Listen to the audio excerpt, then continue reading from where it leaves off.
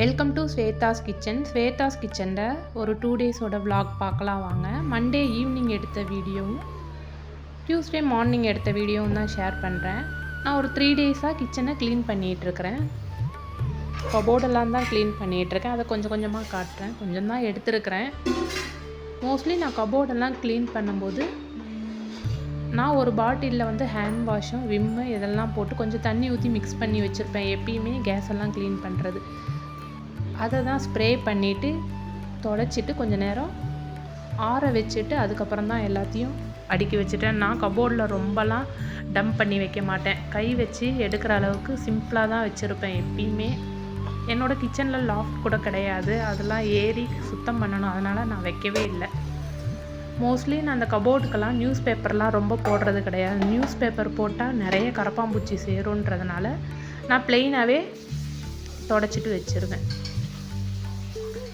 Next day morning தான் இது, Tuesday morning கொஞ்சம் டைம் ஆகிடுச்சு. அன்றைக்கி டிஃபன் பார்த்திங்கன்னா சீக்கிரமாகவே இறங்கி கீழே வந்தேன். டிஃபன் கடன்னு செய்யணும்னு உருளைக்கிழங்கை ஃபஸ்ட்டு குக்கரில் வேக வச்சுட்டேன். சப்பாத்தியும் உருளைக்கிழங்கும் செய்யலான்ட்டு. அதுக்கப்புறம் மற்ற வேலையெல்லாம் பார்த்துட்டு இருந்தேன். ஃபஸ்ட்டு கழுவுன பாத்திரத்தை எடுத்து அந்த இடத்துல வச்சா தான் எனக்கு கொஞ்சம் ஃப்ரீயாக இருக்கும். நம்ம நெக்ஸ்ட்டு கழுவும் போது அதில் அரேஞ்ச் பண்ணுறதுக்கு.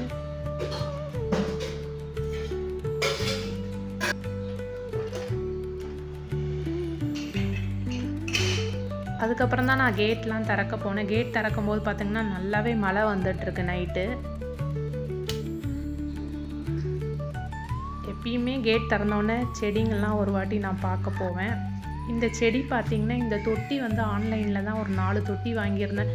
தொட்டியில் வந்து அடியில் ஹோல்ஸ் போடணுன்னு எனக்கும் தெரியல, எங்கள் ஹஸ்பண்டுக்கும் தெரியல. நாங்கள் மறந்துட்டோமா இல்லை விட்டுட்டோமா இல்லை பார்க்கலையான்னு தெரில. அப்படியே மண் போட்டு வச்சதுனால எப்போ மழை வந்தாலும் அதில் தண்ணி ரொம்பி செடி வேறு அழுவி போகிற ஸ்டேஜில் இருக்குது. இப்போ நல்லா வெயில் அடிக்கும்போது இதெல்லாம் கொட்டி க்ளீன் பண்ணணும். ஆல்ரெடி நான் கொட்டி க்ளீன் பண்ணி ஹோல்ஸும் போட்டுட்டேன். என்னன்னு தெரில, திருப்பியும் இதில் தண்ணி தேங்கிட்டுருக்கு. அடியில் என்னன்னு பார்க்கணும். இல்லை மண்ணெல்லாம் நல்லா காய வச்சு ட்ரை ஆக்கிட்டு தான் மறுபடியும் இதில் எடுத்து வைக்கணும். நல்ல வேலை இதில் வச்சுருக்கிறது நான் டேபிள் ரோஸ் தான் வச்சுருக்கிறேன். இப்போ தண்ணியை ஒவ்வொரு வாட்டியும் மழை வந்தால் இந்த மாதிரி வடித்து விட்டுட்டு தான் வச்சிட்ருக்கேன்.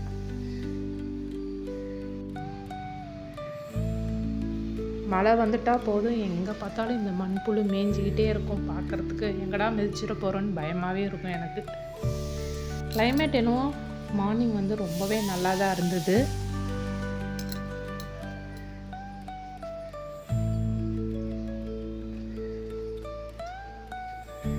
அதுக்கப்புறம் தான் நான் வந்து டீ போட்டு குடிச்சிட்டு அதுக்கப்புறம் தான் டிஃபன் செய்யணும்.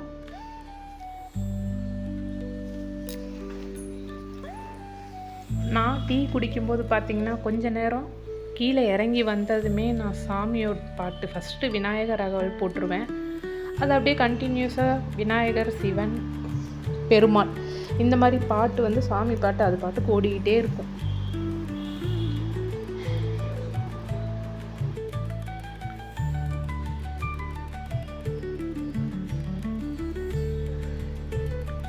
கோலம் பார்த்திங்கன்னா நான் வந்து ஃபோனில் நிறைய கோலம் எடுத்து வச்சுருப்பேன். அதை நோட்டில் போட்டுட்டு அதுக்கப்புறம்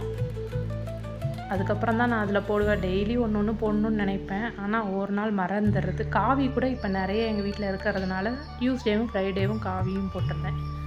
கிச்சனில் எல்லாம் டிஃபன்லாம் முடிச்சுட்டு மிஷினில் துணி போடுறதுக்கு போயிருந்தேன். துணியை பொறுத்த வரையும் ஒரு 15 மினிட்ஸ் ஆகிடும். எல்லாத்தையும் திருப்பி செக் பண்ணிவிட்டு பேக் சைடு திருப்பி தான் போடணும். அப்போ தான் கொஞ்சம் வெளுத்து போகாமல் இருக்கும். காய வைக்கும்போது நம்ம துணிங்களை வந்து திருப்பி காய வச்சா நமக்கு வந்து வெளுத்து போகாமல் ஃபேட் ஆகாமல் அப்படியே இருக்கும்.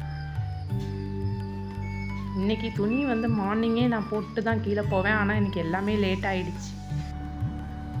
அதுக்கப்புறம் நான் ஃப்ரெஷ்ஷப் ஆகிட்டு கீழே வந்து சப்பாத்தி செஞ்சு கொடுக்கணும். மசாலாலாம் செஞ்சு ரெடி பண்ணிட்டேன்.